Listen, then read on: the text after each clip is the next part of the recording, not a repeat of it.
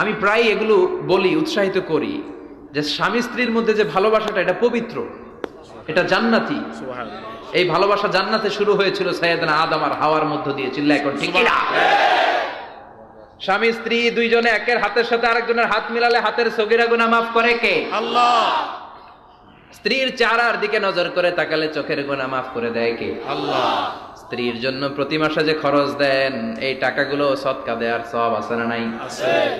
স্ত্রীকে যে দামি দামি ভ্যানিটি ব্যাগ কিনে দেন, এইটা তো সওয়াব আছে না নাই? আছে। কক্সবাজারে ঘুরতে নিয়ে গেলে সওয়াব আছে না নাই? আছে। ফুল কিনে দিলে সওয়াব আছে না নাই? আছে।